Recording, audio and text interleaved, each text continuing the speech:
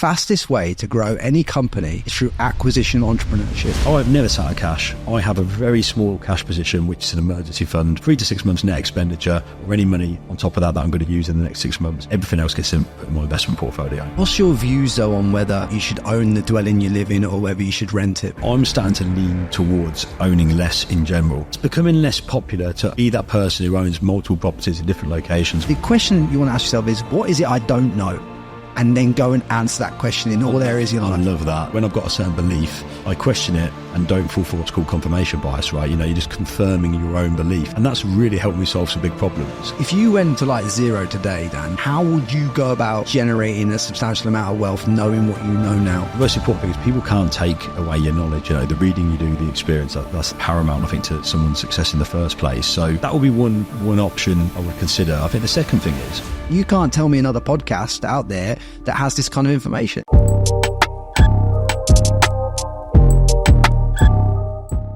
We are back with the podcast from Dubai, and this episode, guys, is going to unlock the way you think about managing money, wealth, and everything else. Dan Thompson, welcome to the show. It's a pleasure to be here. We've literally had a podcast before this podcast even started. Obviously, look, you're one of the UK's leading wealth managers, in my opinion.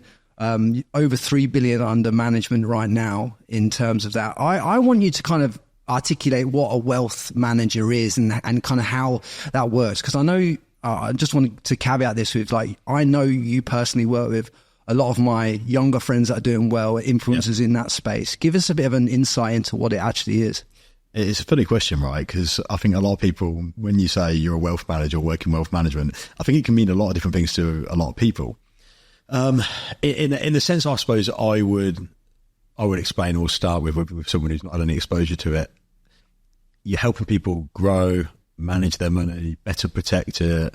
It can involve saving tax, not so much here in Dubai, of course, more so in the UK. And there's so many different versions of it. So a wealth manager can be similar, almost, or identical to a financial advisor. I think a financial advisor would be more, the easy way I can explain it is a bit like a GP. Yeah, of financial advice. You know, they'll do probably a bit of everything. It's not always the case, but typically, and it tends to be more kind of general public.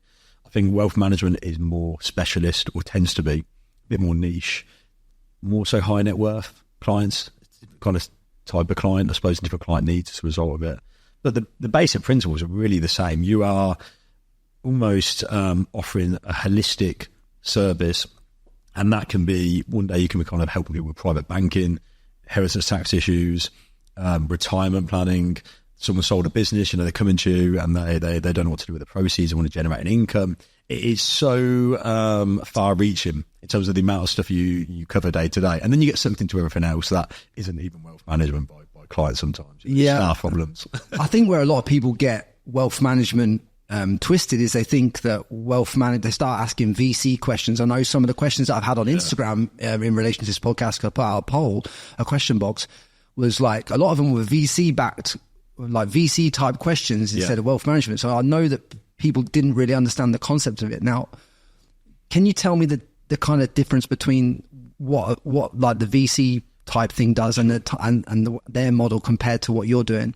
Yeah, so VC or venture capital, it's a specialist area of investment, and a lot higher risk as well. So it's an element of, I suppose, part of my role as a wealth manager. In certain instances, clients will potentially be suitable to invest money into something called a venture capital trust. So high risk investment that is highly tax efficient. They would have to have a strong base of assets already. Like if I met someone and they've never invested before, you know, you wouldn't put their money into venture capital, for example. Yeah.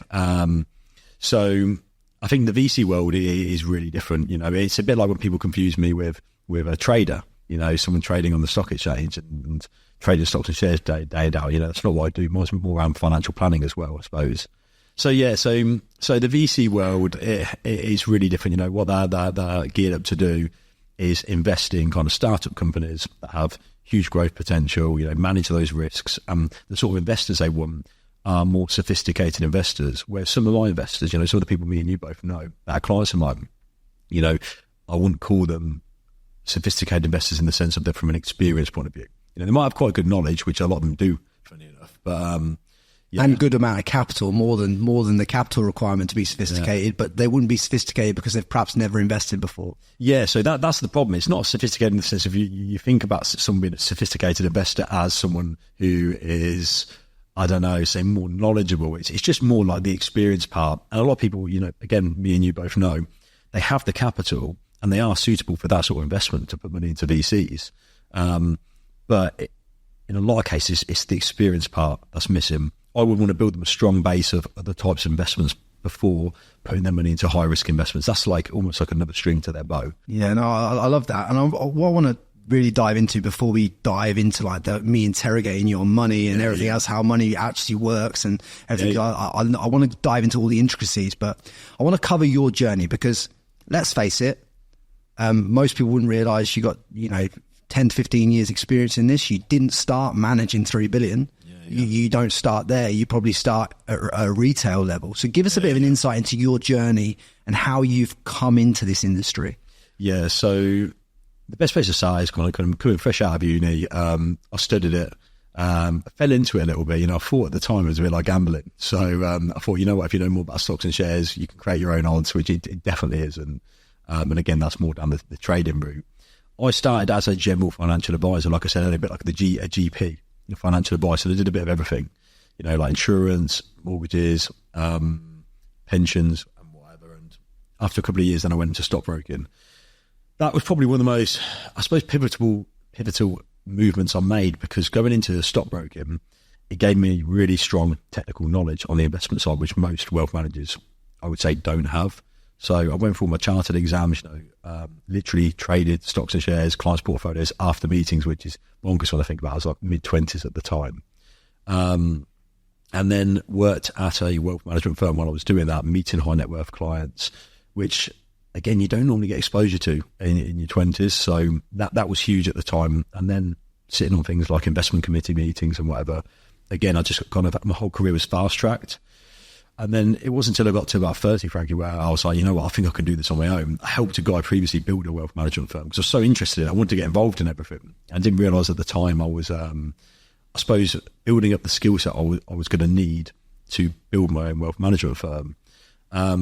When I set up on my own about 5 years ago, I can't take full credit for the 3 billion by any means. I think I was mentioning to you earlier, I met a chap called Charles Marden.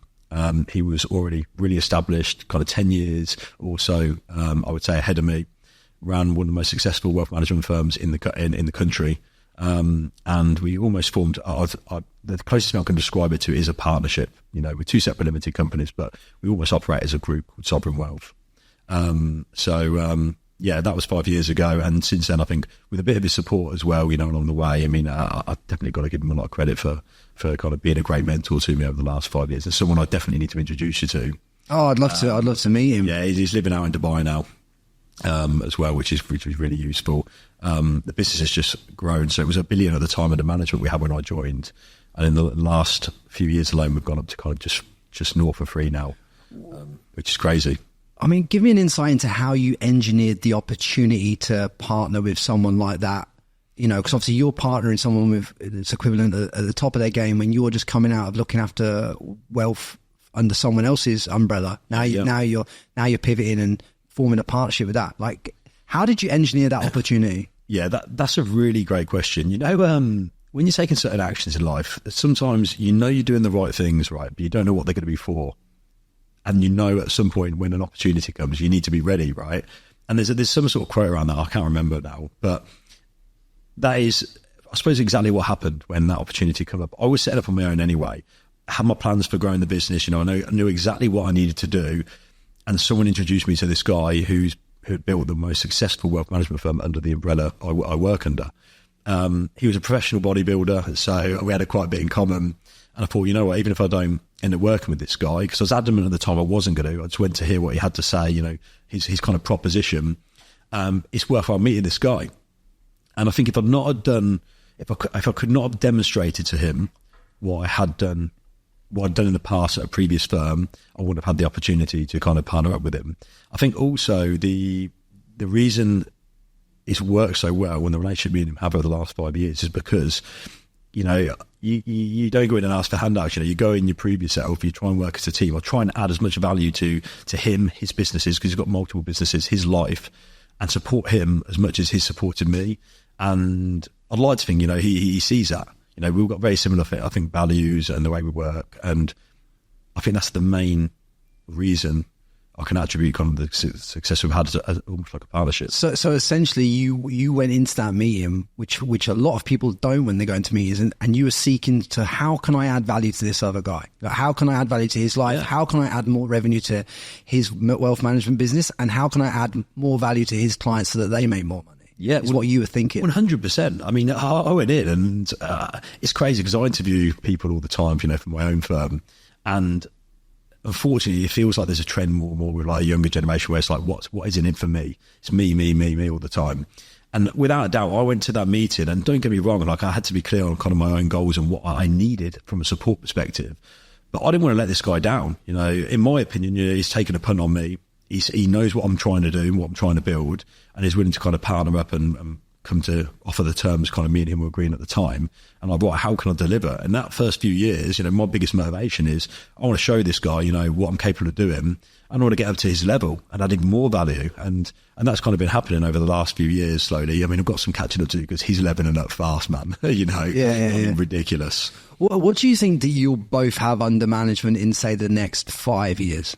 10 billion. To put it in perspective, that's an outrageous number in our industry. I think there's a mixture of organic growth, which we're both quite talented at doing, and then acquisitions. There's a lot of business acquisitions that are on the go. More so at his end, I'm only 5 years in, so we looked at an acquisition. Well, I looked at my first acquisition a couple of years ago. Then interest rates went through the roof. Market dropped. It was the worst time to go and buy another wealth management firm. So we kind of benched it for the time being. But that is now coming back on the table for me personally. Going down the acquisition route, the business is so much more stable. I've got more staff. So I think 10 billion within the next 5 years, definitely achievable. Probably a lot higher than that, but I'd be concerned. I don't know if you've heard of a guy called Jeremy Harbour. He's a serious investor. He's invested in things like Score App, and he works with Daniel Priestley a lot and people like that. But he's hundreds of millions deep in investments in businesses. And one of the things that he taught me when I went and filmed a podcast with him on his yacht is he said the fastest way to grow any company is through acquisition entrepreneurship, he doubled his sales inside one day by buying another company. And he says, you can't do that with advertising. You can't do that with anything else. You should always be looking to acquire other businesses into your business because that's the fastest way to grow. Would you agree? 100%. And the thing is, because of what I do for a living, I work alongside so many business owners, highly successful. You see the trends, right? You see what they're doing, not just through acquisition. I think sometimes people can become stuck with acquisitions. They don't know when that over leveraged, and I think that's the key. Leveraging to the right amount, knowing what you're doing, like doing the proper due diligence on any sort of business you're buying. But I think it is key if you want to go big. You've got to go down the acquisition route. It's for me, it's just not an option, and you've got to learn fast as well. There's serious risk to it as well. So the way you go from 3 billion to 10 billion is all from acquiring other the book of clients from other firms and just rolling them into yours. Yeah, essentially. And then ideally, like improving processes and the whole structure of the business you acquire. Because I think if I looked at the firm we were going to acquire a couple of years ago, there would have been loads I could have done to improve not just the service for the clients, but the way we structure the portfolios. We could have helped them invest more of their money. That's probably been left to one side, where the advisor's not kind of dug down a bit deeper and done as much of a thorough job as well. So I think that the key thing with an acquisition is it's not just about acquiring the business, getting a return on the investment and having that income that revenue that's coming into that business. Is there like a bigger value add? Is there synergy in you buying this business? And a lot of time there is. If you can buy a business and then scale or exploit opportunities that the current business owner isn't doing, that's huge, right? Yeah. So what do you think that there's a lot of people on here that have got businesses that might want to sell them for an acquisition or might want to acquire other businesses. What should they be looking for from both sides of those coins? Yeah, that's a really good question. So I think in the lead up to selling a business, we'll do it this way around first. There's loads you can do to maximize value. And I think one of the key things is, or the key problems a lot of business owners have is they don't make themselves redundant. And I don't mean they literally just stop working. I mean, you have to have the business operating without your input, or as much as possible. So that might be having the right systems, processes in place, key people, key contracts, everything locked down, SOPs for everything. That business has to function without you. If it relies on you, it is so less valuable to another person. Why would you want to buy a business, Frankie, where like the guy sells it to you and it falls apart the minute he kind of walks away? So I think that's the key thing. The other thing, like I mentioned there, securing contracts and just getting stuff locked down with the business. And you've got to start early. A lot of business owners, sadly, they make a decision one day, they're going to sell it over the next year, and the value they get is so much lower because of it. Even little things like instructing a good corporate solicitor early on, someone will be hesitant to do that because of the potential associated costs. They will think, logically, if I instruct a really good corporate solicitor 2 years in advance, I'm going to be spending 2 years worth of fees. They're going to be draining me. Don't get me wrong, you have to do your due diligence on the right people to work with, the right professionals in the first place. But with my experience with legal, when it comes to a business, when I'm putting in solicitors, getting them in early, how much risk they mitigate or extra value they add is almost like disproportionate to the to the value they add. So it's a no-brainer getting them in early, but most people don't. Yeah. It's a bit similar the other way around. So if you're buying a business, it's all about the due diligence. You've got to dig deep and ask tough questions. Make sure you've got a good team around you. So I think if you're not experienced in buying businesses, you need to have a really good team around you who are, in every sense, legal, someone who does what I do, tax, like a decent broker. If you've got mentors or other people that have gone through that process and can give you a bit of guidance, take a look over things for you. So essentially surround yourself with like the best A players that you can get around you, so you can make these decisions from a higher viewpoint. And on what time frame are you usually making decisions on now as you've gone through the levels of wealth management? Like, I'm sure the time horizon you're looking at has gone from maybe 1 to 3 months, 6 months to now 12 months to 3 years to 5 years, or time horizon, sorry, for what specifically? Just the way you're looking at when people are looking at money, because of the amount of money you're working with them. They're looking at it on a longer time horizon, are they? So you mean if someone's going to invest funds with us, what's the time horizon I tend to look at with them? Yeah. Long term. So I am looking at clients now, the people I'm meeting, some of the people me and you were speaking about earlier, and I could potentially be working with these people for the rest of my life, right? Assuming I still want to do it in 20 years, and I love it. I absolutely love it. I think what I would do is outsource other parts of my job and always do the advisory bit. So I'm looking at a huge time horizon, and for them, it's not building wealth is not a get rich quick scheme, right? It is tactical, it's patience, it's investing in things that are going to get you a solid return consistently year on year. Okay, you're going to have some fluctuations in that return, but it is a long game. It's a long game for me as a wealth manager, and it's a long game for clients. If they want to do something a little bit more exotic, whether it's reinvesting in their own business or crypto or some of the stuff you see floating around in Dubai, that is one of those things where they might double their money overnight, but they also might lose everything. With what I do, you got to view it as not necessarily a complete safety net, but as close to, the heavily diversified portfolios across thousands of positions. You need thousands of companies to disappear overnight to lose your money. And that hasn't happened in history, right? Not with a well-diversified portfolio. You have stocks go, certain companies go. You'd have 2,000 companies disappear overnight. Yeah. So it's there. Again, for some of the people me and you both know, their biggest risk is their businesses, even though they know them well. Their investments with me, that's like their bank. They make some profit, they bank it with me, and that's going to be there for the long term. So what are the core principles then that everyone, whether you're in a job, working now 9 to 5, working for the man, or whether you're an entrepreneur, or whether you're a high value or a high net worth person, and maybe you've exited business, what are the core principles that everyone needs to understand about wealth management? That's a really tough one, because you could be talking about investment principles specifically about how a portfolio should run, or simple rules of money, right? And I think what we probably alluded to is more like with the rules of money. Yeah, give us the simple stuff that that most people overlook. Yeah, so whatever your level of wealth, the big one that catches everyone out is they spend more often than what's coming in, and just spending obviously less than what's coming in is key, and putting some of that money away into an investment portfolio or any type of asset, right? That's going to produce an income in the future, give you stability, give you freedom, give you downside risk protection. If your main source of income dries up, like you could lose your job or anything can happen. There's a lot going on in the world at the minute. So just simply putting the right amount aside every month. For some people, they would struggle to put 10% of their earnings aside. For other people, they can easily, some of our clients, they could put 50, 80% of their earnings aside because either they've got their lifestyle under control or they've got very high earnings. It's a mix of things. So it sounds so simple, one of the most simplest things they can do. And then investing in a diversified portfolio of assets, not anything crazy. Sometimes people have the money to put aside and they go into something that is a kind of a bit of a punt. Well, give us an overview of what a top 1% person's kind of portfolio would look like in the way that they're spreading their money out.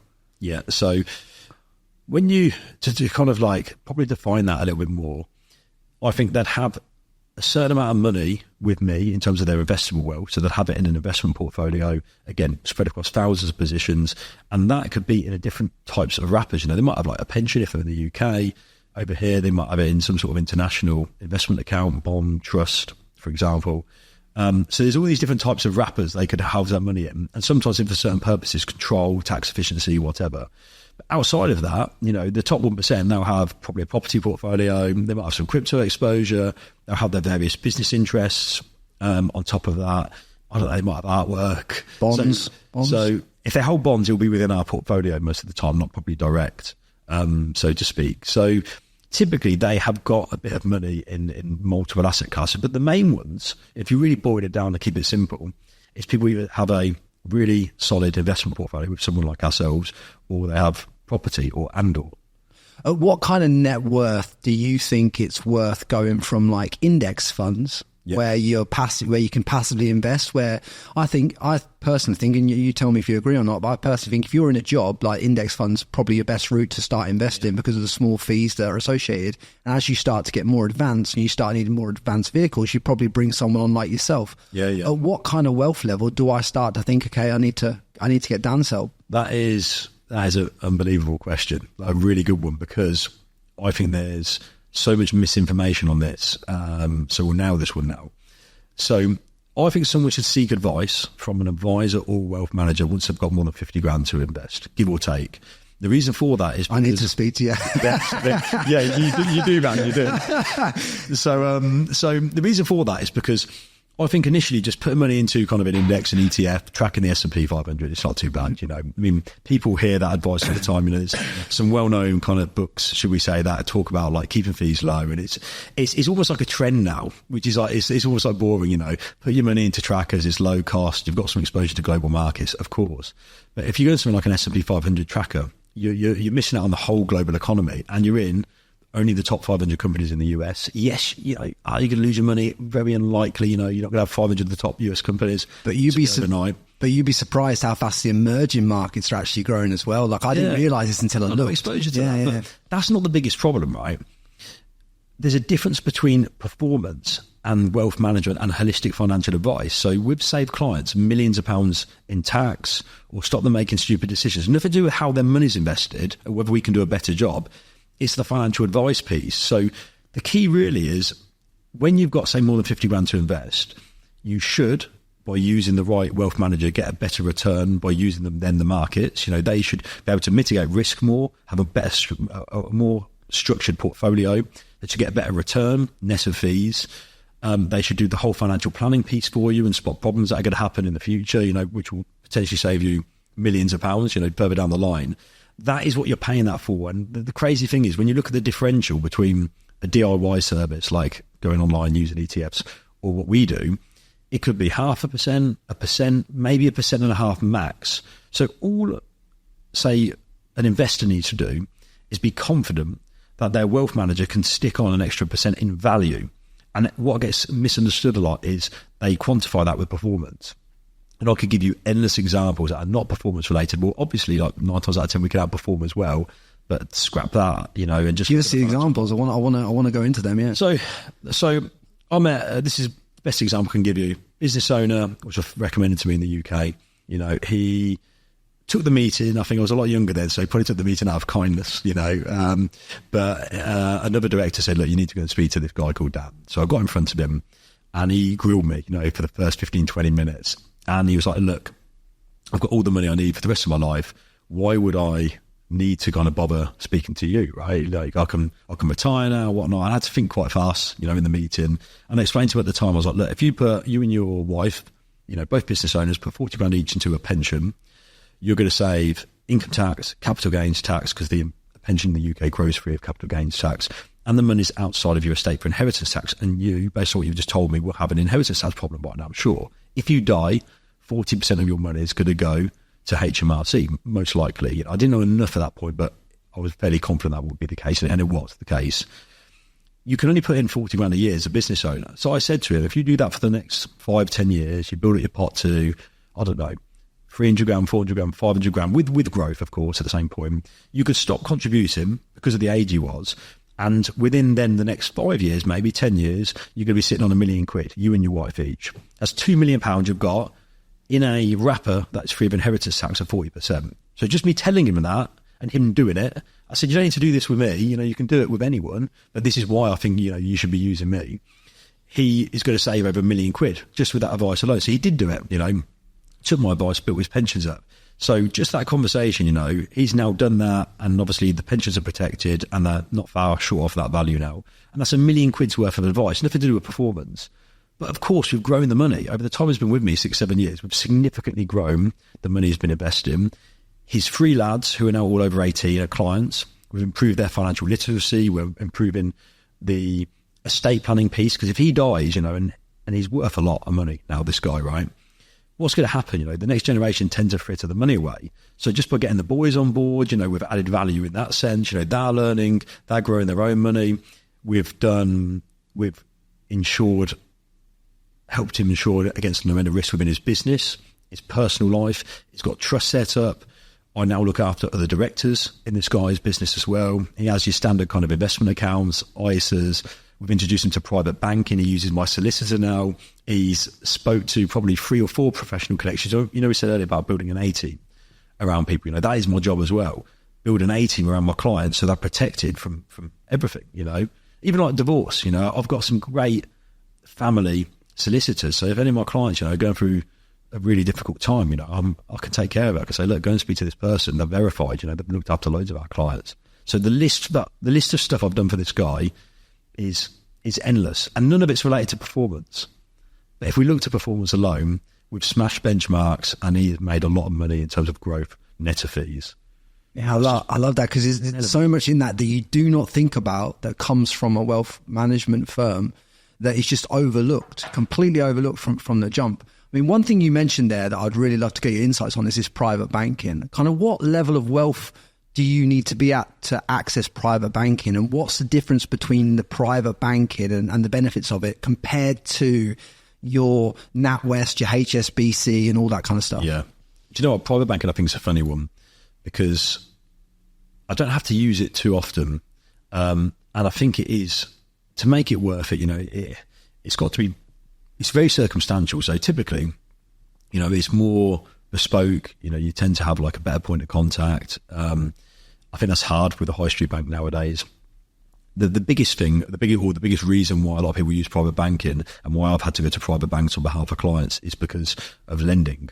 So someone like your kind of, I won't name names, but your high street banks will kind of go through a box ticking exercise and say, like, based on X, Y, Z, we can't lend you this money. They won't step back and look at the bigger picture and all the businesses and the client circumstances. I think, no, they can definitely afford it. We're just probably being a bit silly here. So private banks are great like that. It's more personable. They'll look through, a client's circumstances specifically. A great example of this is, if you went for a mortgage, most of my clients, they might not want to take out more than 100 grand a year. In the UK, this is for tax, because they get limited. They start losing their personal allowance after 100 grand. So they might just pay themselves 100k a year, they're happy with that. But their business might be making 5 million profit. So realistic, and they've got loads of cash, right? So they could probably buy a much better house than what their wage would support. But a high street bank would say no. You're only 100 grand a year, and you really need earnings of 400 grand a year for this property. Whereas a private bank would look at the overall assets of the client, and they'd say, oh, well, it's actually making 3 million profit a year. If he wanted to, he can pull on that at any point in time and pay for the mortgage. Just choosing not to because it's being tax efficient at the minute, and they've not looked at the bigger picture.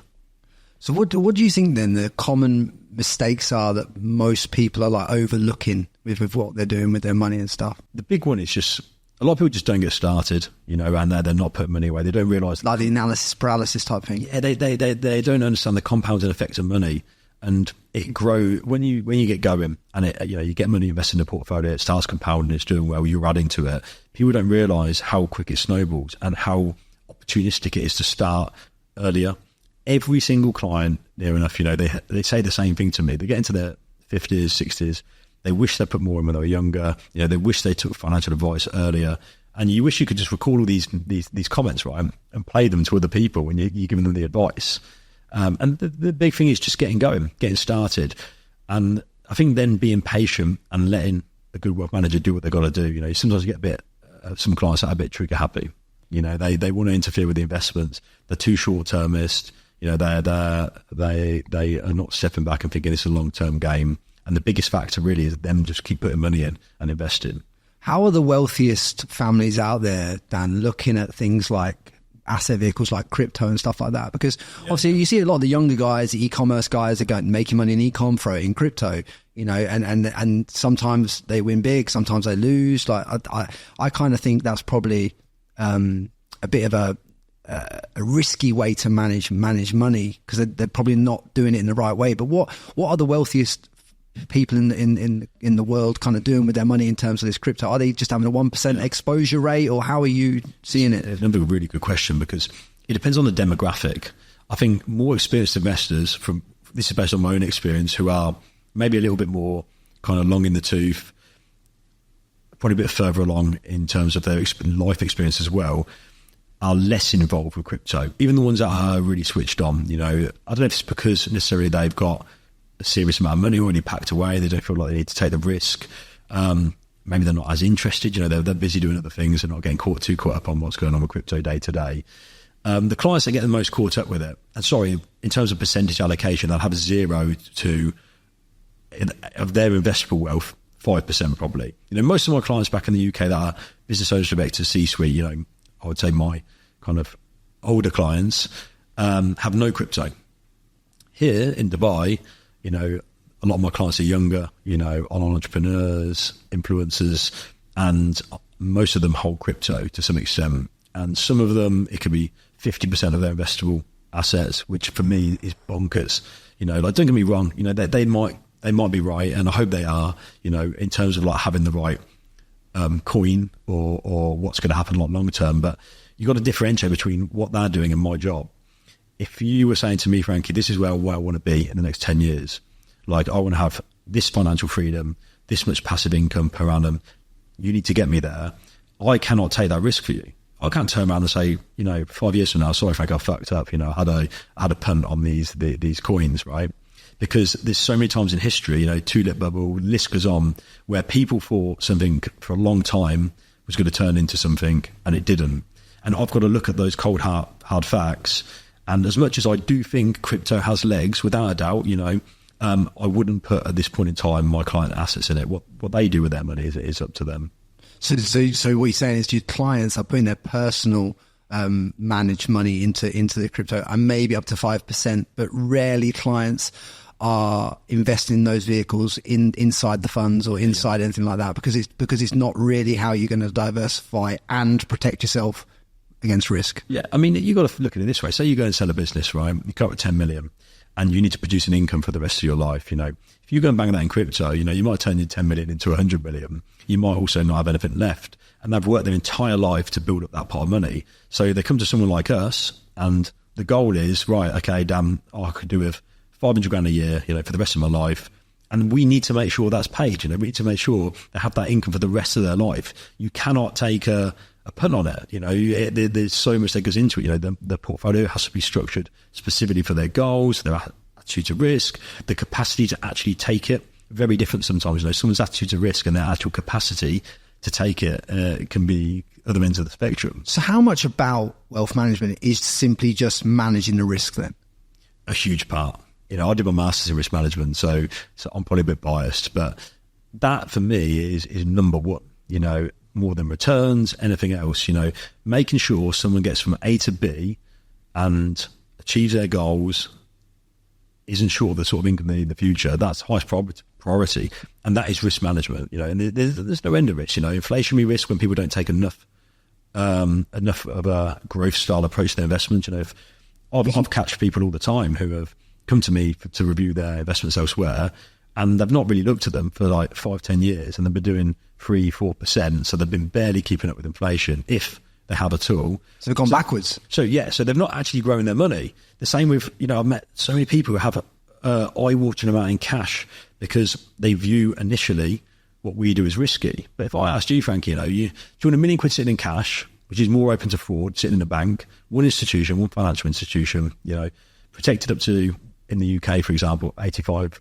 grand if the bank disappeared, or would you, and the big thing, inflation's going to erode it, 2.5-3% over the long term, let's say, right? So on £1 million, a lot of money, you're losing every year. And the way I always say to clients is, if I turned up and knocked on your door every year and said, right, Frankie, you need to give me, 30 grand, 40 grand, you get pretty sick of seeing me fast, right?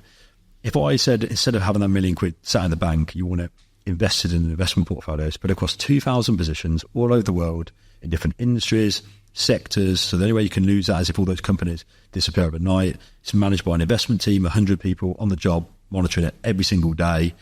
We've got some of the top fund managers in the world. You'd look at that and think, where's the highest risk of loss? I have to be careful what I say here, because there's an argument on both sides, but for me personally, I'd rather have my money spread across 2,000 positions, because some of those 2,000 positions will be HSBC. It'll be major banks, right? So it's an interesting one. Yeah, it's all to do with, like, if you have £1 million in your bank, do you want to allow the potential? Because both of me and you were young, probably like 18, 19 when we saw the first run on the banks in the UK in 2008. I remember that. I can't remember. I don't know how old you were then, but I was about 18, 19 probably. Probably about right, yeah, something like that. And I remember seeing it. I was in my apprenticeship and I thought to myself, fuck me, there's people queuing outside Virgin, Northern Rock, all these banks, and they've got no money left. And the only people that are going to bail them out is the taxpayer. And the taxpayers, that means that's going to affect all of our money anyway, because, and they're only guaranteeing deposits. They weren't guaranteeing up to 85 grand then. They were guaranteeing up to a low. It was only 85 grand was only bought in after that. So when you've got £1 million, say you got £1 million or 100 grand or however much you got, how many banks should you be spreading that across if you were just going to keep it cash from a risk management point of view? So really good question. So, technically, really, you don't want to be above that 85k threshold, the UK threshold, shall we say. You want to spread it out. I mean, even if there wasn't a financial services compensation scheme threshold, and so you're out in Dubai, would you want to, if you had £1 million, would you want to spread it across 100 banks? Maybe. The reason people don't do it is because it's a logistical nightmare. You imagine opening bank accounts with 10 different banks, getting all this stuff through. So wealth management firms have things called cash management platforms. So we have one that we've got access to, which has, I think, 50 odd banks on it. It's a click of a button, one account form, access to 50 banks. They're all risk rated. They all offer different types of bank accounts. So there's like 300 accounts, instant access, 30-day, 90-day notice period, different interest rates. So again, this goes back to a question you asked a minute ago about like value add and why someone would use ETFs. If I've got a business owner who's got 5 mil in cash, and I say, look, you want to show your FD this platform, the FD can't believe, they're on the phone to me. They're like, oh, damn, I can't believe no one's ever showed me this before. We've had 5 mil out of HSBC at 0. whatever percent.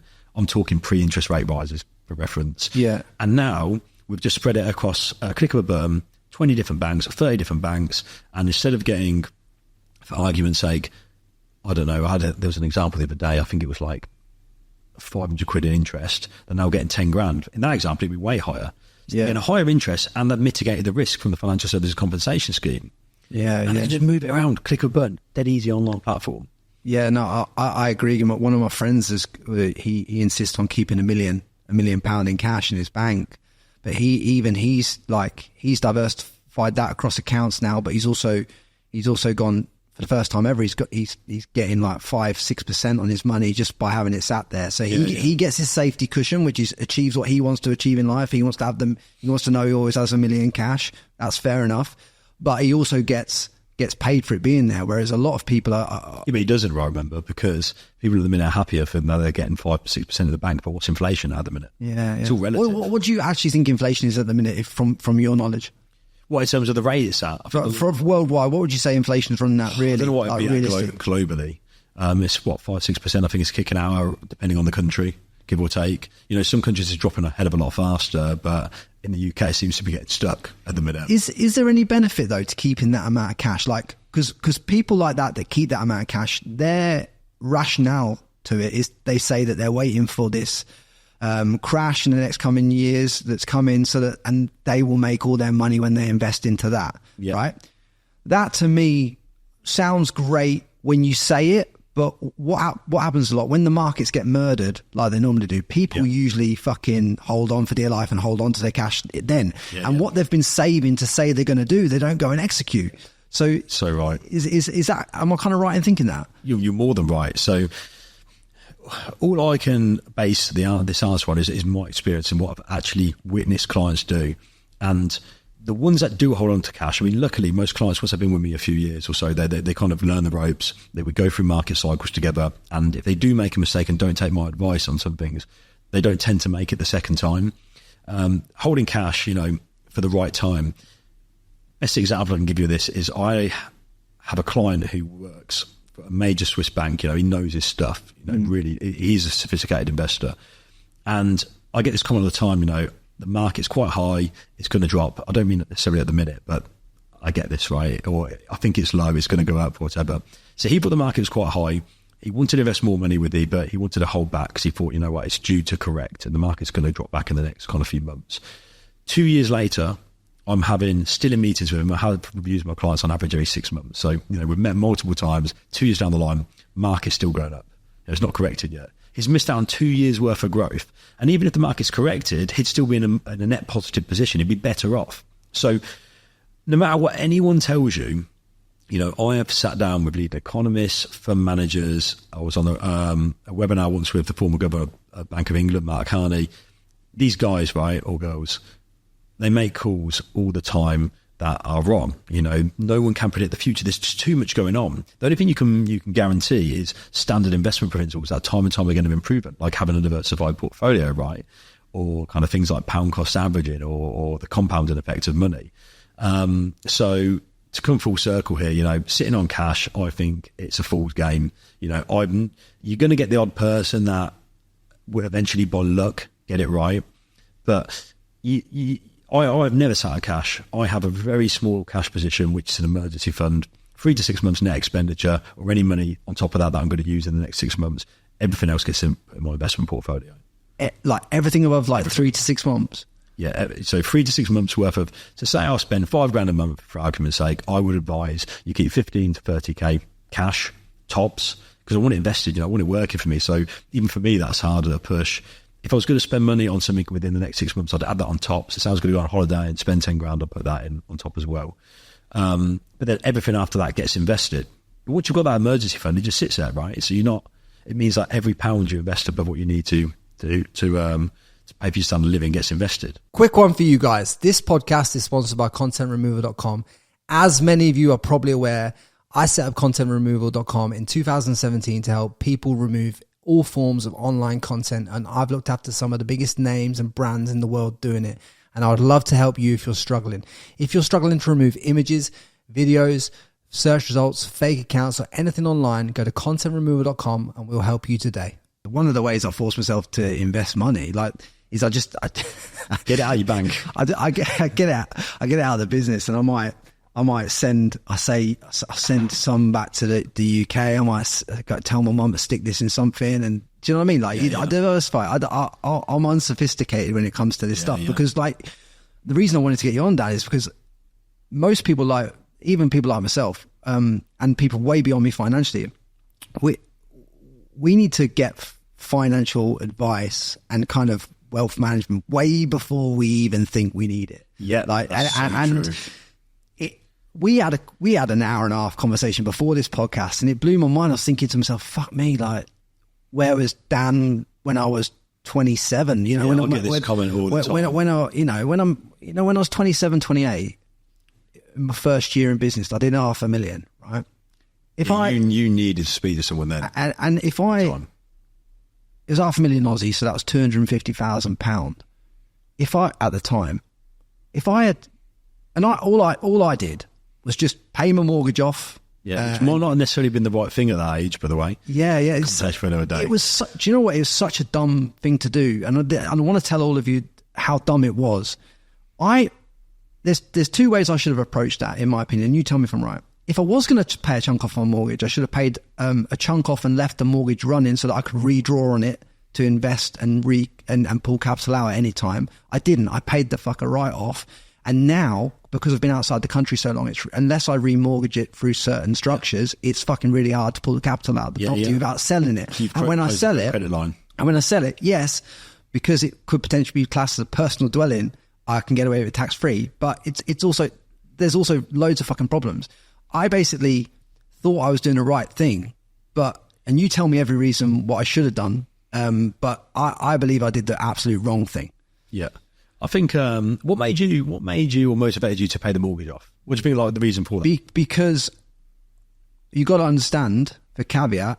I landed in Australia at like 26 years old, just end of my 25, going to 26, right? Turn up in Australia. Yeah.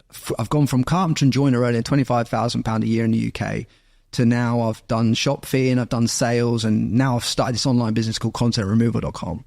And all of a sudden, for a little bit of luck, a little bit of judgment, a little bit of nous, a little bit of drive, because I wanted to change my position, I've signed these 3 clients and I've done $500,000. Yeah. Boom. I'm like, holy fuck. That is the default, though. I don't know what to do, but I don't want to lose all this money. And I thought, fuck it. Straight, ring Halifax up. Yeah. Tell me what the balance is. Boom, pay the mortgage off. I think, don't be too critical, because some people at that stage of life would have gone on and blown it, right? So you did a really sensible thing. Whether it was and this is I suppose the term I'd use, whether it was the optimal thing to do is another story, and it's so relevant to your circumstances and the economic environment at that time. So what I mean by that is, if you had a reason to want to leverage, and say you wanted to extract cash from the mortgage in the future, closing down the credit line and clearing the mortgage off might not have been best. You might have left it open in the meantime and then invested the money. And what you could have also achieved potentially is got more growth on the money than the cost of the mortgage. So if the mortgage at the time, which mortgages used to be £500 was say it was %, you're paying a %. And with a good wealth manager, on a medium risk average strategy, you're netting 6, 7, 8% net fees, say for argument's sake. That differential on that money is high, 5, 6, 7% differential between the 1% of the mortgage and that.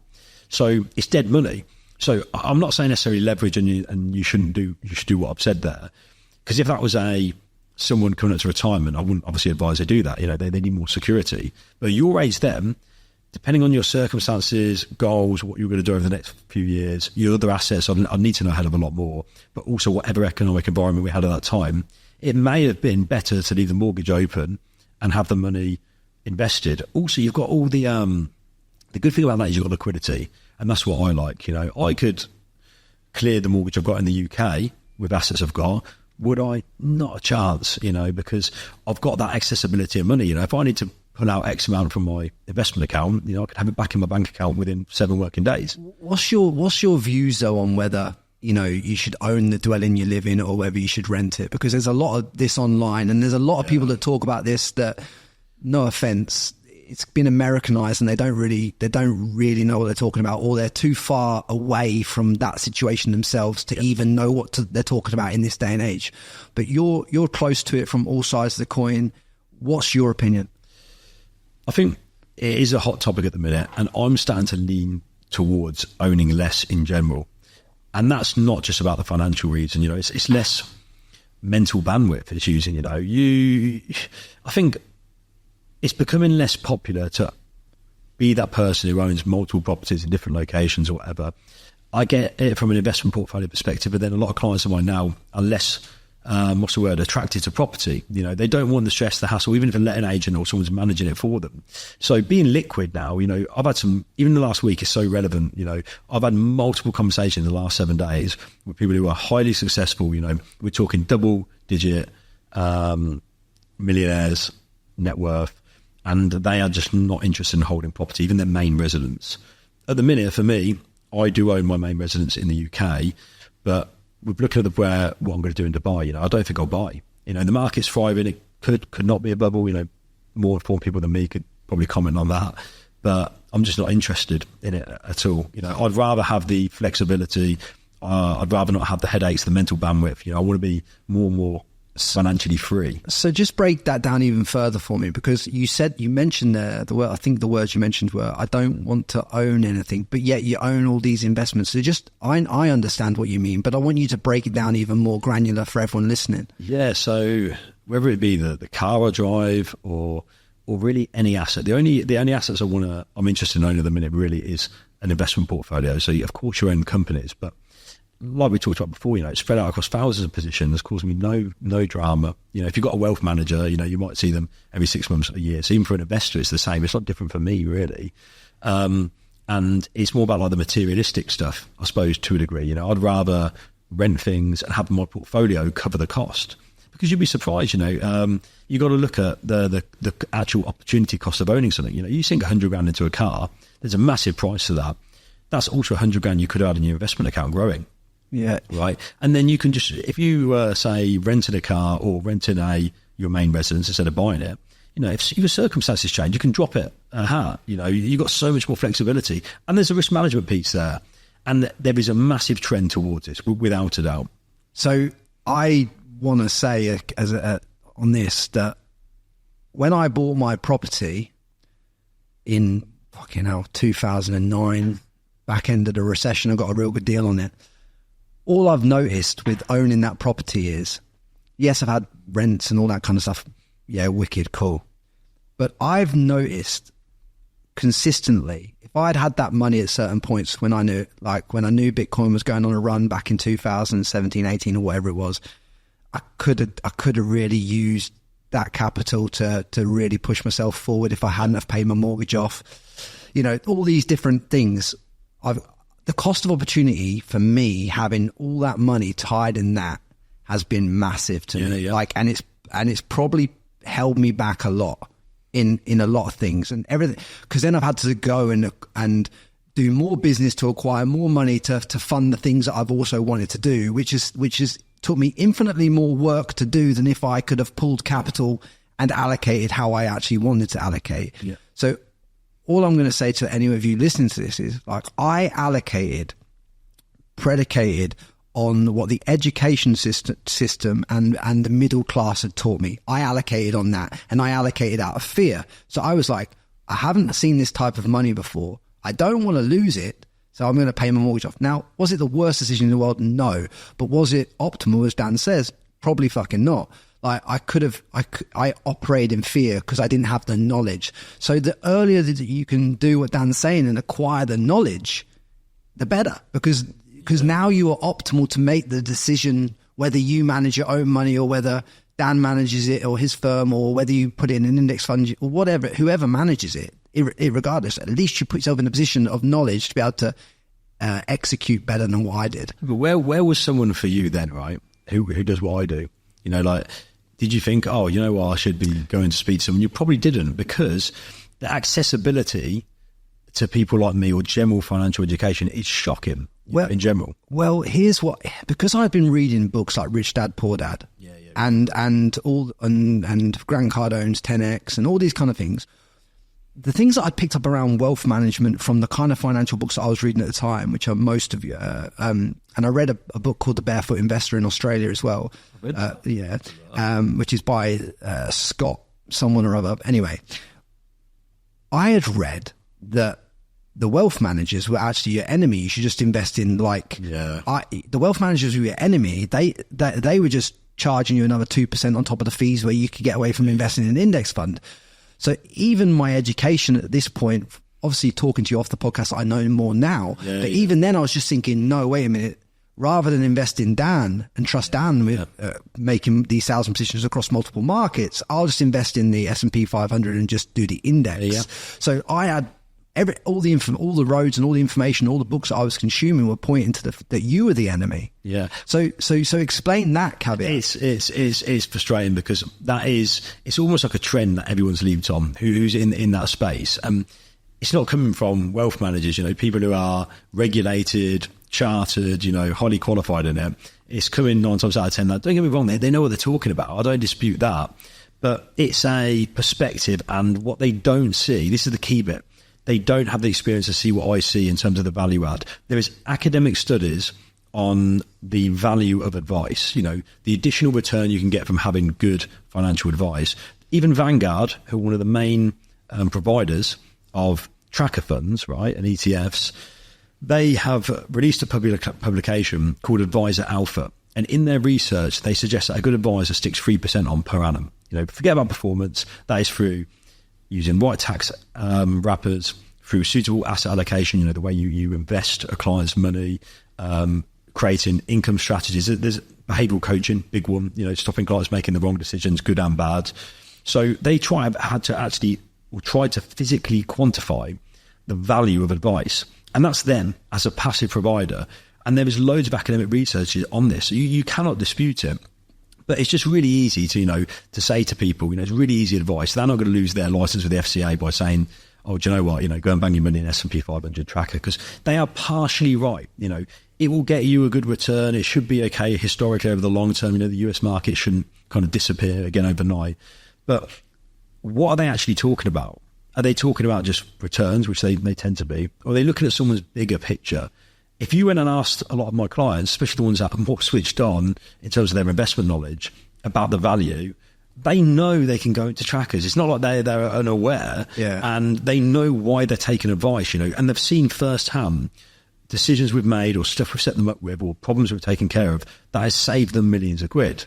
But these books don't talk about that, which is frustrating for me. Well, I'll give you an example where the books do not talk about. It's like whether you hold, when I was in Australia, I didn't realise this at the time, that, I was holding my shares account was in my personal name. So because every time I was buying and selling positions, in and out positions all the time, making money, but I didn't realise that was coming under my personal income tax bracket by the way I was structured. Whereas if I had a trust, but that share account wasn't held in the trust. It was held, it wasn't held in the right vehicle to be able to be tax efficient. So when you don't know that, and you're a young man trying to just make your way, or a young woman trying to make your way, you think you are making the right moves to some degree, but you've got the wrong information to act off the hymn sheet with. So you're completely flying blind because you've read one book that has one perspective, but there's many more perspectives you have to understand, and that changes country to country, whether in the US, Australia, Canada, UK, Dubai. You've got different reams and regulations and stuff. It's like, obviously personal income here isn't taxed, so if I'd done that in Dubai, it didn't matter to me. But Australia's not the same, UK's not the same, America's not the same. You're going to get smashed at the highest rate doing what I did in any of those countries. But if you don't know, you don't know. What you said there is key. It's bespoke. Financial advice, wealth management, it's bespoke to client. And where the only time that those books or those comments have some sort of kind of validity in my eyes is if you are comparing someone who doesn't really need a wealth management service, maybe a lower level of income, just getting going, they haven't got complex affairs. So it makes it harder for me to offer value. And therefore, if I meet someone like that, I tell them we're not the right fit for them. I'm not going to charge them a fee for the sake of it. So if a good wealth manager spots that, they could put them in the best direction. And I've told people before to go and look at certain, I suppose, DIY solutions because it's the best place to start, because they don't need my services. But where those books could be right is if someone is comparing that to an advisor who maybe isn't doing the right thing, and I don't mean necessarily morally, they might be taking the funds and putting them in a strategy which isn't, should we say, as robust as what we would do, maybe doesn't generate the same sort of return. So a DIY client, investor using a platform like a tracker, they could outperform an advisor. And then that statement is so valid. Why would I pay an advisor an extra percent when I could do this and get the same result? So it's so circumstantial. Well, here's I'll take it on a caveat from that to explain to everyone of why financial advice and the right financial advice is the most prudent course of action wherever you are in your journey. But I had, at the time, index funds, crypto, property, and shares and all this stuff. But I was all holding them and investing in them in the wrong structure. Yeah, but so the way I was investing in them meant that when I bought and sold, every time I bought and sold or did move money in those things was classed as a taxable event. Yeah. And because of that taxable event, I fucked myself 7 ways from Sunday because I didn't realize how these taxable events work in these different countries and different jurisdictions. Yeah. And you have to pay Caesar at some point. Yeah, so you end up paying Caesar a lot of money, and that money that you pay Caesar, the tax man, negates any gains that you've got across your whole portfolio because of the way that you've had to pay him, because the amount of times you've jumped in and out of trades or cryptocurrencies or this, that, and the other. Yeah. And it's just make sure you're structured efficiently before you start investing. You've got to be structured efficiently. So the way I look at investing now personally, and you tell me if I'm right or wrong, I look at, okay, where do I want to be in 10-year period? Okay, cool. What vehicle do I need to be able to invest through to be able to get me to that goal that's the most tax efficient vehicle, so that I can put my money in that vehicle and invest out of that vehicle into whatever assets beyond that vehicle. And when the payouts come, I'm getting taxed at the most efficient amount because I set the vehicle up to go down the road in the right direction from the start. And that's where most people fuck themselves. Yeah, I mean, even here, right, you've got to have the right investment vehicle or wrapper, as we would call it, to put your investments in. And if people pick the wrong wrapper, there's going to be a consequence further down the line. One of the big questions I have to ask clients here in the Middle East is, how long do you think you're going to be in Dubai for? Where do you think you're going to end up and retire? And, you try asking a 25-year-old lad where he thinks he's going to retire in the future. And bearing in mind, retirement is a very outdated concept. They have no idea, but I have to do my best to plan and look at 5, 10, 15-year windows. If they aren't in the right investment wrapper and they go back to the country without cash in the investments, they can get hammered by tax in the country they're going to end up living in the future. So we have for example, a whole repatriation service where if me and you were working together, Frankie, you were saying, right, I'm going to do this in 5 years. We're like, right, brilliant. Based on what you're telling me today, we'll build this investment account, but we have to sell out of them before you move to that country. Or because of the tax regime, you don't. You have to hold it. But we would plan in advance. I'd make sure you have the knowledge in advance, and then in the lead up to it, we'll make sure everything's structured appropriately. But that one comment alone, there's hundreds of examples I could give you of that, which is such a small thing. I mean, I had a client literally last week, and they've got money in an investment account. It's doing okay, getting a reasonable return. They've got a hell of a lot of wealth. And if we shifted their money into, and this is a very UK specific example, into an inheritance tax portfolio that qualifies for what's called business relief. So certain investments in the UK, specifically in what's called the AIM market, qualify for something called business relief. And once you hold that investment for 2 years, it essentially is outside of your estate for IHT. So you'll save 40%. So if we shifted, say, £1 million from a client's investment portfolio from one portfolio to another, but we're holding just slightly different investments, 2 years from that point, that £1 million is no longer falling to the state, and they're going to lose 40% in tax. So that's a 400 grand saving just by moving to a different investment account. But the client could be ignorant and think, I've read this book, why would I take financial advice? I'll just sit in this S&P 500 tracker. We'll never know anything different. So it's about the ignorance to it, With the right person, there should be no reason why someone shouldn't sit down with someone, have a coffee and say, can you help me? And grill them, Someone who does what I do, you ask for examples, dig down on what the value is you're going to get, and they've got to demonstrate value. So responsibility. So how can everyone that's listening to this find the right financial advice, right? Because let's face it, right? Some of the higher net worth people that listen to this podcast can probably get an introduction through me to someone like yourself. Cool that they've got that opportunity, but not everyone that listens to this is going to have that opportunity or have enough capital to work with someone like yourself or a business like yours. So how does everyone give themselves the best opportunity at getting access to the right advice and understanding that it is the right advice for them at their level? Yeah, I think it's a mix of things. So they've got to understand what their needs are. You've almost got to match the right advisor or wealth manager to the right client and also the right firm. So if someone's kind of starting out and they're getting going on the investment journey, they might want someone local, like a high street advisor in their town. That might be their preference. They might want face-to-face advice. That's what might be more important to them. They might want a lower cost option. So they might go for a kind of a service where there's less resources, it's less kind of detailed, but they have still got some guidance. So it's so specific to the individual's needs in terms of who they should be partnered up with.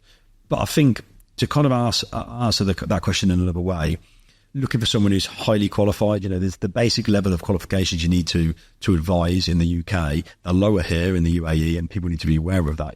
Advisors aren't as well qualified here. The standards are a lot lower. I think there's less than 10 chartered wealth managers like me in the whole of the UAE, as what I was told recently, which is crazy to think. So if you can get a chartered one, the firm they work for is massive. If they work for a good firm, loads of resources. So what's the difference between a chartered one and a non-chartered one? So a chartered one, they've just gone to the extra extent to go through, I suppose, more vigorous learning and exams. They've gone on and developed themselves. I think there's two elements to that, right? Their technical competency should be a hell of a lot higher.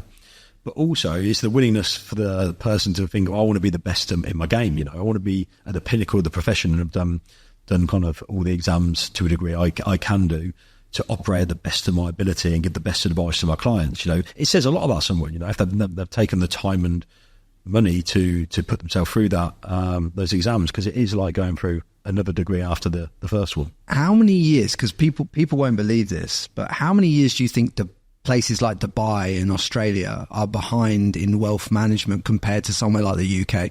Yeah. I don't know about Australia specifically. I think that'll probably be a bit closer to where we are in the UK. The Middle East, 10 years, maybe further. The fee structures here are questionable. Exorbitant. The good thing is we've got virtually an identical fee structure to our UK one. So when I'm meeting clients here in Dubai, the great thing is they have the confidence to invest with us because we've got the exact same structure in the UK. We're not doing anything different. We're not trying to charge more fees because we potentially can compared to our competitors. So I think the advice here is behind from a competency point of view. I don't mean the standard advice is good. I think like the fee structures are kind of behind and similar to ones we might have had back in the UK 10, 15 years ago, where they were probably questionable looking back. But pre-2008, you're probably talking about? Yeah, definitely. 2012, I think it was, there was something called RDR, Retail Distribution Review came in, and that raised the standard of advice in the UK. You can no longer be what's called level 3 qualified. You had to do an extra level of qualifications, which hasn't been enforced as far as I'm aware here yet, for example. And that was back in 2012. So are you saying then there's potentially a lot of people out in Dubai and other countries that aren't as advanced as the UK giving wealth advice that potentially are sharking people and that shouldn't be giving them financial advice? I'll be quite careful what I say here, but I think the Middle East is behind the UK significantly. And I can say for certainty, the standard financial advice is not as high. There's less qualified advisors here, without a doubt. There's less chartered advisors here, without a doubt. And I think the investment solutions on offer aren't as suitable, compared to the stuff you've got available in the UK. So almost, because obviously the UK is you don't realise this until you step out of the UK, but you don't realise how much of a financial hub the UK, especially the city of London, actually is. And what I find is that as middle class people, which is a lot of the people that are leaving the UK and then top entrepreneurs as well, but as you leave the UK thinking you're going to offer a better life to Australia or this, that and the other, when you actually speak to people of high net worth that are actually in the UK, or you see people from other jurisdictions investing in the UK, you can't understand and comprehend why are they going towards the highly taxed environment when we're running away from it. And the reason is because the reason why the Russians and the Arabs and everything are investing in London is because to everyone else outside of being a UK passport holder, the UK is a phenomenal tax vehicle for investment, isn't it? It's just stability. You know what you're getting in the UK. It is further along the line, and then doing stuff, say, out in Dubai. There's loads of opportunity here. There's loads of great things about Dubai or the Middle East in general. But from a risk point of view, someone going and buying property in the UK market, the UK market is a hell of a lot more stable, the property market that is, than the market out here in Dubai. But then some people might say, well, here you can kind of speculate to accumulate off plan. You hear it all the time. I'm certainly not recommending any of this, by the way. Yeah. So I think that's one of the biggest reasons why people kind of get drawn to the UK. Well, what a lot of people don't realise with these off-plan vehicles of investment is that you're reliant on them keep selling more and more off-plan to get the thing finally built. Yeah. Like, because they're building it out of invested funds. That's why half the towers you look at around these areas are nowhere near completion. They've been going for like 3 or 4 years, and they're about 4 or 5 more years off. Opportunity costs out. So people quote these returns, and they don't really quantify truly the risk for investors. But again, property consultants or advisors, whatever you want to call them, real estate agents, they're in a different world than what we are. They don't have to have half the regulation that we have to go through, and they can make quite outlandish statements about returns and risks, and they don't have to be quantified the way we do. In the UK, it's tough now to give financial advice. It's incredibly tough, and it's getting less and less profitable as a firm to give advice. And it's just, there's no comparison between that and obviously what you can do. Well, I've been trying to do a podcast like this for the longest time, but there's very few people that are willing to talk to me at the kind of level that you're at and the kind of wealth that you're managing, because they're so, I can't say this, I can't say that, I can't do this, you can't ask me that, but you've got a different approach than what these people have in terms of how open book you are and stuff like that, and the way that you navigate it, but you actually give value in the answers rather than just skirting it completely and just not saying anything. Yeah. I think that you need someone who people need access to this information. If they don't have access to this information, where do they even go for this information? You can't tell me another podcast out there that has this kind of information. Yeah. I don't think there are many, are there? No, I've not seen one yet. And I think there's a lot of people on podcasts who are giving out kind of money tips or advice, but that they're not regulated. They're not got the sort of experience, say, someone like myself has. And the reason you can't get access to a lot of people who are in the position I'm in is because of that compliance. The issues of saying the wrong thing. I think it's just got to a point for me, Frankie, where I can see the benefit. Some of the people, again, me and you both know, if I'd have not pushed and tried to get more kind of free educational content out there, they would have never known about some of the stuff they should be doing. And you literally are changing people's lives and protecting them. And I'll take my role as a wealth manager. I love it. I take it seriously, right? And it runs some risks. But I think I've also got to a point in my career where, if someone comes to me and says, Dan, like, this isn't right or that isn't right, I'm not here today, as you know, kind of giving financial advice specifically to any individual. I'm giving kind of some general guidance and answering your great questions, by the way. Yeah. So there's a big difference in that. Right? Yeah. And you can't let kind of the industry push you around. You can't. But I think there's been a lot of detail in this that allows people to at least be able to ask the right questions of themselves and of their situation to get to the point where they can get to the right person. Whereas before, I think, how do you know how to get to the right person? When's the right time? Well, you've told me, like, in no uncertain terms, that someone can work with you from like 50,000 upwards, right? Yeah. And you've told me in certain terms that if you've got that amount of money sat on the sidelines or anywhere above like north of 30 to 50K, you need to be seeking a wealth manager. Well, I'd say 99% of the audience, I know people that have sold businesses that don't have a wealth manager. Yeah. They've sold businesses for 10 million plus. Like, just have a conversation. Yeah. And although I might not personally deal with someone who's got 50,000 to invest because I'm so limited on time now, I have advisors who will. I've built a solid team of people. So it's not just a one-man band situation, right? I've got a whole team of people that can help probably 90% of, like you said, your audience that listen to this today. So the best thing they can do, the best takeaway is, it doesn't have to be obviously anyone necessarily in my team, but go away and speak to someone. Their job is to understand your circumstances and see if they can add value. And the biggest thing is you've got to think, this person you're going to work with for the long term, do you have that gut feeling that you trust them? Do you believe they can actually add value? Are they chartered? Do they have a proven track record that's open book so you can see what the track record's been? You don't have to see specific client results, but you can see track records. Yeah. Because I have to speak to clients and go all in. Like, if you want to be that kind of detailed, why not? If they've not got anything to hide, if someone is coming on board with me and they're still a bit unsure, well, I say to them, kick the tires as much as you like. I'll put you in touch with existing clients. I tell them if they don't already, I explain to them I'm very visible online. I've got like nothing to hide. You got to think, if I do a bad job for someone, Frankie, now, and it might be outside of my control, it's not even me, it's the markets, because you get blamed for everything when it's investment, it's not even you. They can go online and find me very easily and could write whatever they like. So you cannot hide when you do that. Yeah. And I think that's one thing I would look at if I was an investor. I want to see the visibility of the person. I want to see this proven track record, and I want more detail. I want to speak to some clients, especially if it is a lot of money at stake.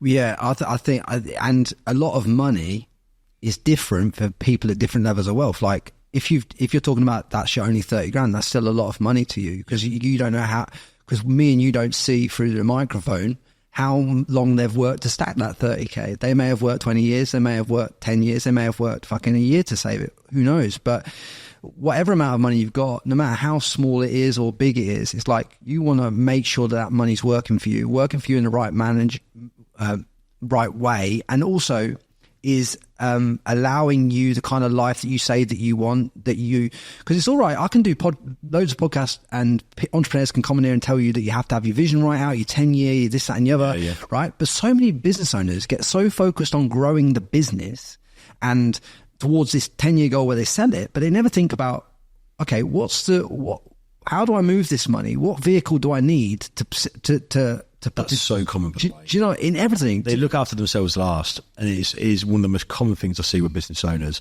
So they come to me, and these are smart people a lot of the time, highly successful. The business is smashing it, and what they've done today with their money is shocking. And they've just put themselves last, in the situation. And the sad thing is, it's very hard to make up for, say, 5 or 10 years worth of advice or growth with someone. Right? It takes a long time, especially in certain tax jurisdictions, to extract cash from businesses tax efficiently, build someone's position, build these different wrappers, we were talking about earlier, having the right solutions in place. Yeah. It's a bit like a jigsaw. The longer someone works with me, the more kind of solutions I have in place, the more protected them, the more professionals I've brought in, and their position just strengthens and optimizes, and then I can build on those foundations even greater. A bit like the VC thing right at the start of this podcast. If I've done all this in year 3 or 4 with me, I might be like, brilliant, we've got all these other boxes ticked. Now let's start like kind of reducing your income tax position and going into some VTTs. So yeah, it's an interesting one with business owners. They really do neglect themselves, and sometimes other people that, from my experience, need the advice the most. That's why I kind of specialise in them. If you went to like zero today, Dan, like you completely lost it all in terms of like all the investments that you have and all the money and everything you've stacked over the years, how would you go about generating a substantial amount of wealth knowing what you know now? I think that's really tough, because my inclination is obviously to do what I do, right? And I could build 10 times faster, without a doubt. And I think the most important thing is people can't take away your knowledge. The reading you do, the experience, that is paramount, I think, to someone's success in the first place. So that would be one option I would consider. I think the second thing is, what sometimes people will fail to realise when they meet me is, because of what I do for a living, right, for 15 years nearly, all I've done is help people grow, build, protect their wealth, right? And I also, therefore, see all the other ways people do it externally without me, whether it's, I've seen clients buy horses, go into film studios, there's a lot. And if someone's doing something really clever, switched on, I'll think to myself, I need to look into that, whether it's because I want to tell other clients about it, or it's something I might want to do myself. And there's a few things I see some of my clients do at the minute, and I think that's smart. It's more business ventures than passive investments like the sort of thing I do. And I'd have to look at where certain industries are going, trends, and think, right, is this something, should I pivot? I've lost everything anyway. Do I start back in wealth management? What does my industry look like 10 years from now? Or is this time to pivot into certain industries that seem to be really taking off, and 5-10 years from now will be? So there's 2 pieces there that I've just heard there. 2 words popped out at me when you were saying that. The one word was curiosity and one word was patience. And I just wanted to ask you, like, what do you think is more important? Being curious to look at these other vehicles and as many vehicles as possible so you understand it, or patience with the vehicle that you're actually in? That's a really good question. I think both are so important. I think curiosity is vital, because if you aren't curious and you're ignorant to other investment options, that is one of the worst things you can do. It's why I meet people all the time who have not been in the best position for the last 5, 10, 15, 20 years, because they weren't curious. They didn't just go and have a conversation with someone, sit down and have a coffee with someone. in the past, I don't have to do it as much anymore. I've convinced people, look, just meet me for a coffee, have a chat. Trust me, you know, you will walk away with a hell of a lot of value from the meeting. And then as a result, you know, we've gone in and like changed their life, you know, in terms of the direction. You know, they might retire earlier, they might have had a successful business sale. It could be anything. So curiosity is massive, but the patience bit is also, it's not as much of an issue. Maybe patience will come second, because I build that into clients in terms of when my job is about educating them, not just investing. Yes, so that's the education piece, isn't it? It's massive. You know, it's a big chunk of my role. But patience is key with any investment. You know, there's no, like I said earlier, no get rich quick schemes. You know, investing is a long game. Doing it properly anyway. Mate, I've loved breaking this down with you today in terms of like, you know, I think what you've achieved, because we're from the same area, you know, essentially we live down the road from each other, but you know what you've achieved. I mean, because we're from the same area, I know how hard it is. Because when we both grew up, I think you'd probably agree with me that we perhaps didn't understand how much secret wealth there was in the area around the surrounding place that we lived. Right? Yeah. Would you agree? Oh, I was completely oblivious to it. You know, the town I grew up in, it wasn't the best of towns in the UK, and especially like the school I went to as well. It was rough, and I didn't know any millionaires growing up here in my town. You know, I'd never had exposure to really much wealth at all, and even in my own family situation, you know, we didn't come from much at all. So I was completely oblivious. And I suppose what I've seen over the last 5, 10, 15 years, especially the last 5. It's like a different world, you know. It's like peeking behind a curtain and not being able to go back. You know, you've seen something else, and you're like, Jesus Christ, you know. The one thing I've got to say, mate, is you don't traditionally look like the typical version of what a wealth manager would look like either. Yeah. Like, you know, you're tanned, you got stacked muscles, bro. Like, you got a good hairline, man. Like, is it, you know, a better hairline than the host of this podcast. So like, what are you doing, like, health wise and like in your personal life to keep yourself optimum so that you can operate at a high level as an entrepreneur? Yeah, it's funny that, I mean, obviously there's a lot of time I go into meetings, shirt, tie, very rarely, but obviously most of the time I am dressed a bit more formally than today.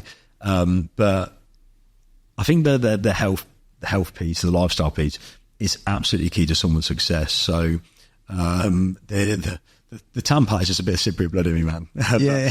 Going to the health side, you know, I think clients also respect that. You know, I have clients coming all the time. They know I go to gym, I look after myself. And if I didn't do that, you know, I'll go crazy. You know, my job is at times quite technical. I'm in meetings every day. You know, if I didn't go out, look after myself, you know, I think there will be a knock-on effect to business. And I think things like gym, right? If you look after yourself and you go into the gym, you know, you're doing the right things, eating healthy, you know, it takes discipline. It takes consistency. What do you want from your wealth manager, right? So managing your money, you want someone who's consistent. You want someone who's disciplined. You want the same sort of traits. So I think it is a really valid point you make. You know, a lot of people in my industry, the average advisor, I think, is 60 years old. So a hell of a lot older than me. And they look like, I suppose, like your typical accountant you'd picture. So, yeah, that whole health, fitness bit, it's always been in me. I've never known a different lifestyle than it. I've also seen that these older wealth managers can't really articulate what they do for their clients. Yeah. They default to the answer that, oh, we make our clients money and this and that, which is like a very like, yeah.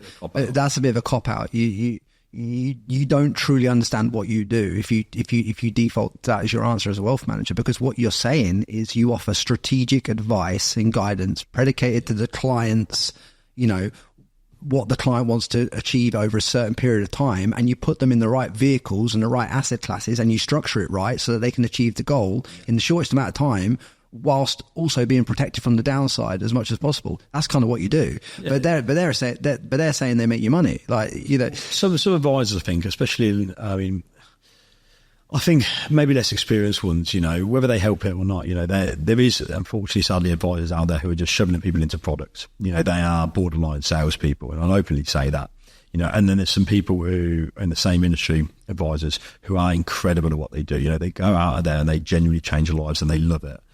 And if someone can't articulate the value, like we were saying, you know, I think you know you're kind of with the wrong person.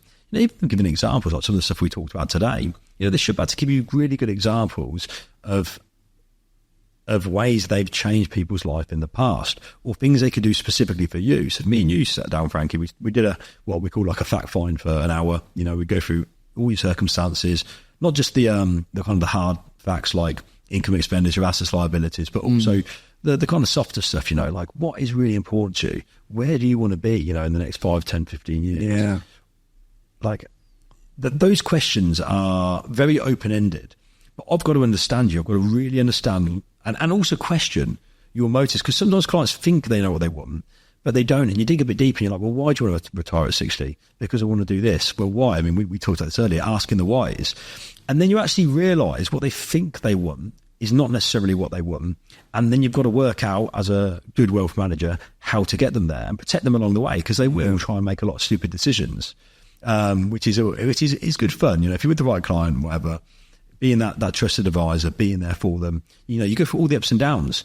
You know, with clients I've had every year, partners die, children die, go through divorces, you know, some really tough stuff happens, and you've got to be there to help them. And that's when you need to go over and above just being someone who manages their money and shoves it in some sort of product. Yeah, because I think that what a lot of people are exposed to are the people that just put money in products and let it sit there and just clip. Don't call them again. Yeah, and just clip exorbitant fees. But what you're saying there is so critical, because what you're talking about is that in a client's life, you'll go through many different things that you life face. Cycles, kids going to uni. Yeah. And you will, quote unquote, might shit yourself a certain period of time and want to start pulling capital.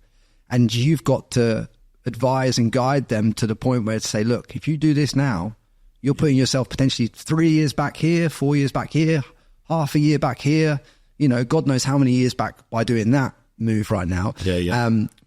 You know, a lot of people, when the market's selling off, they want to start selling off too, you know, like it because of psychology. So it's more, so your position as a wealth manager is also as a psychologist and understanding people at a different level. Yeah. Do you know what? That's so true. And I think sometimes it's like watching people driving down the motorway and they start kind of veering off, you know, they're falling asleep at the wheel and you're nudging them back on course, and they go to the left and then you're nudging them back on course again. And that's what it's like year on year with certain clients. You know, someone will say something to them and they'll be like, Dan, they'll drop me an email, call me and say, Dan, I've been told this, like, is this a good idea? Or I'm going to go and do this. And I'll be like, well, like, let's have a meeting about this. Or it might be something tiny, you know, where it's, you know, that sounds like not a bad idea, you know, but do X, Y, Z. You know, I had a client come to me who we both know well and you recently spoke to, and he's looking to go into business with someone. You know, and he approached me and said, Dan, you know, thinking of doing this, what do you think? You know, is there anything I need to be aware of? There was a few things I reeled off. He's looking into a few things, and he would have probably been okay, you know, absolutely fine. But my job is to protect him. That is nothing to do with wealth management. Yeah. There's not one bit of advice I gave him that was related to how he's investing his money with me at the minute. It's to do with the bigger picture piece, because I need to make sure, excuse my language, he doesn't get fucked. Yeah. You know, he's looked after. I spoke to this person before that you're speaking about, and at one particular time during his journey, he was potentially looking at doing loads of these smaller deals. And I said to him, hang on a minute, before you go do all these smaller deals with all these other parties where you're operating, where you have a risk because now you're 50-50 with all these outside parties, why don't you just knuckle down on your on the core business, which is also generating a mad amount of revenue for you in that same niche, and smash everyone anyway? Yep. And he goes, oh yeah, that makes complete fucking sense. Now, this is an intelligent, articulate man who's making fucking a lot of money, right? A lot more than fucking I am. But it just takes a friend sometimes to say to you, hang on a minute, you're trying to pursue more money, right? Yeah. You're trying to pursue more wealth. You're trying to pursue more abundance. Yeah. Well, you can get that with the existing vehicle and some diversification at the back end with your wealth management, and control it. Yeah. Without putting the associated party risk over here by trusting other people's reputations with your brand. You know what I mean? And that's where people fuck themselves. They get this no matter what amount of money you make, every one of us gets shiny object syndrome and wants to drive towards a new vehicle. And what happens in wealth management, I presume, is that Bitcoin starts doing an absolute run, and everyone's ringing you up going, hey, my mate Dave told me to buy Bitcoin. What should I do? And you're experiencing no idea. Day in, day out. Like an understatement of what goes on. It becomes exhausting as well, because you have the same conversations. And the worst thing about it is, when it all blows over, you can't ring around these 100 people and say, oh, I told you so, you know. So it's really tougher sometimes, because people come to you, and you have to be devil's advocate and say, look, I don't know if that's a good idea or it is a good idea. But again, it tends to come full circle. And if you are helping people make the right decisions, the good thing is the client relationships I have, they get so much better with time. They get so much more enjoyable for me because they've seen it, the trust is built up. You know, we've gone through things like that.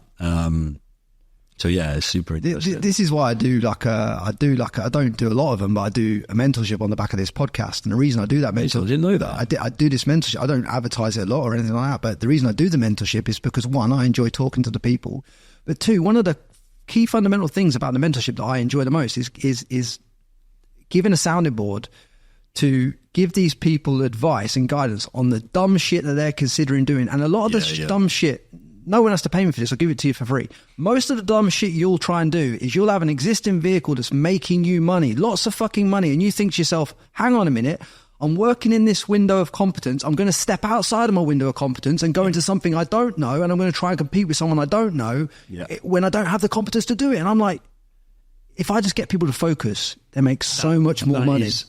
That is so common.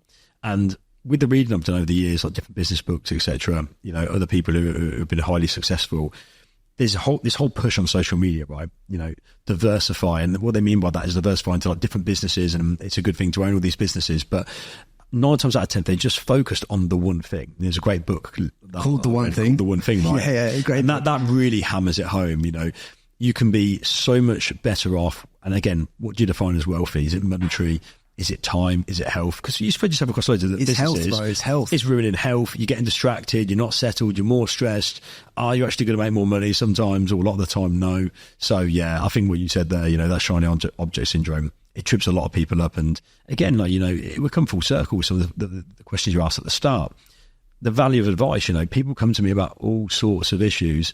And because I've got exposure to 15 years worth of seeing highly successful people, I can say, based on my experience, you know, I've seen this before. You know, it's not new for me. I might be 36 years old, but I feel like I'm 70 with the amount of business or life experience I've had with clients. Yeah, so it's interesting. I feel the same. Like, what content removals allowed me to do as a business is to look inside so many verticals of business. So with the podcast and content removal as a kind of synergy, I've looked after some of the biggest celebrities and businesses and e-commerce brands in the world and everything like that. So it gives me an insight into their marketing, how they're structured, what they're moving, when they're thinking about pivoting to stupid things, when they're making stupid decisions. And those insights are invaluable and allow you to be in the position to be able to give advice because you see the dumbest shit on a daily basis. And you're like, you can avoid that if you just stick in the vehicle you're in.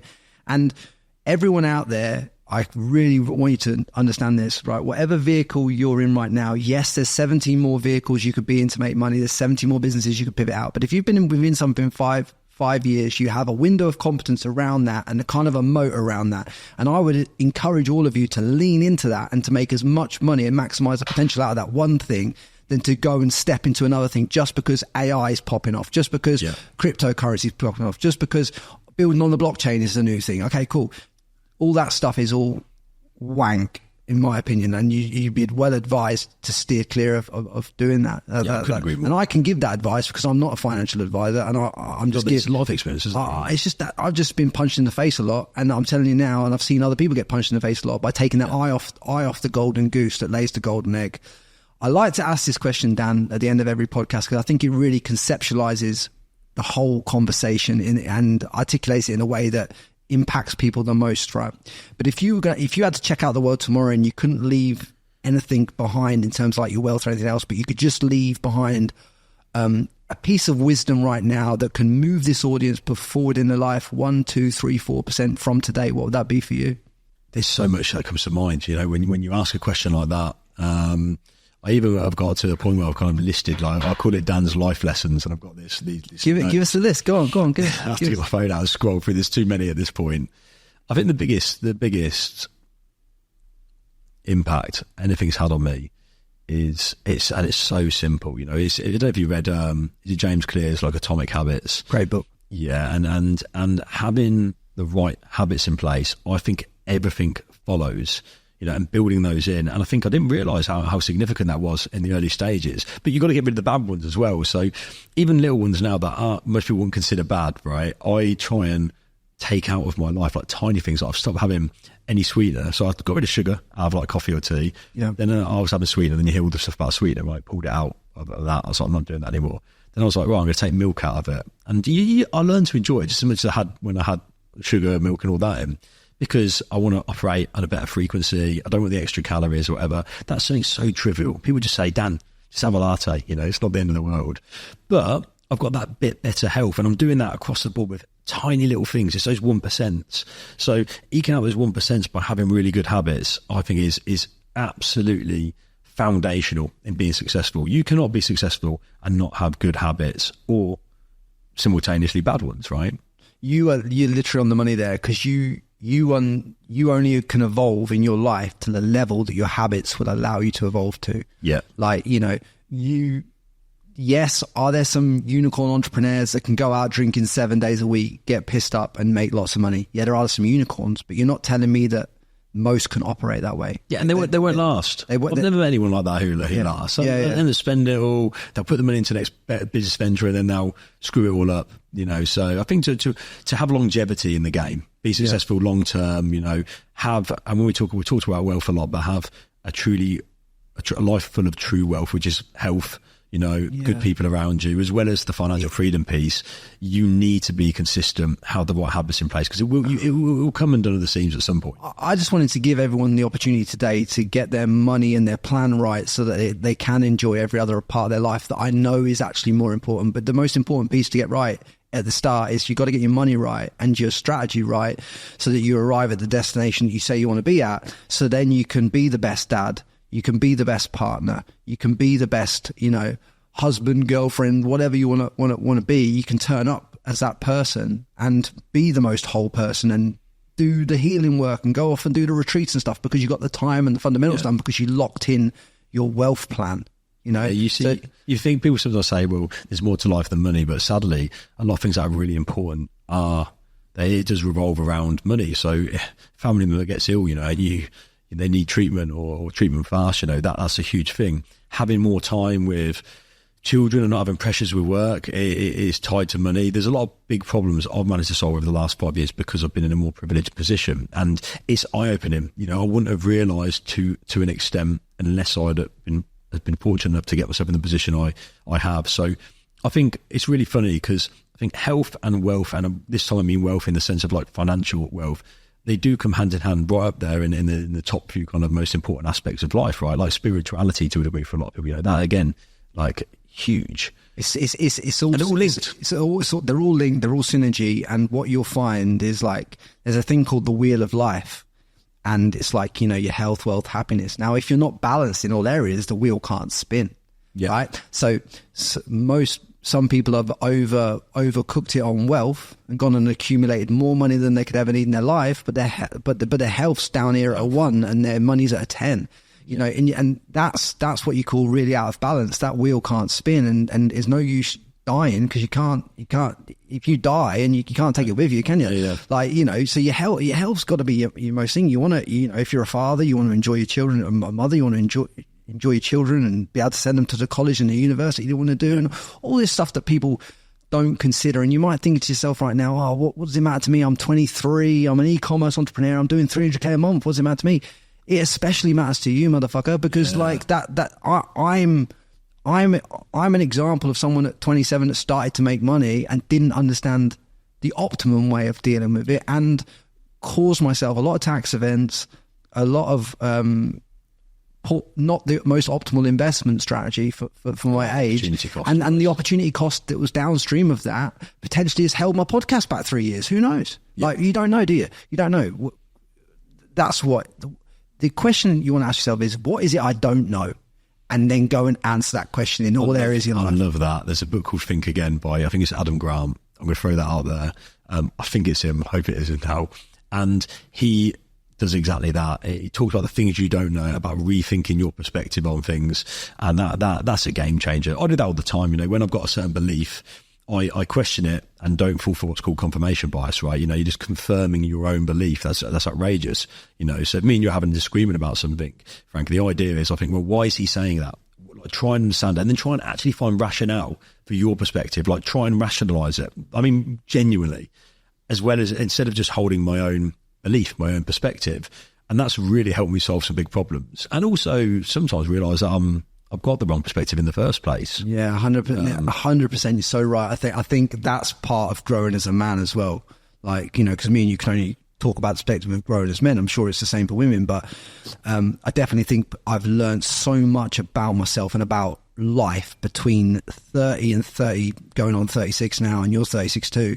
I've learned so much in that window of time. Yeah. Way more than I've ever learned in the 30 years previous. I've learned in the last 6 years.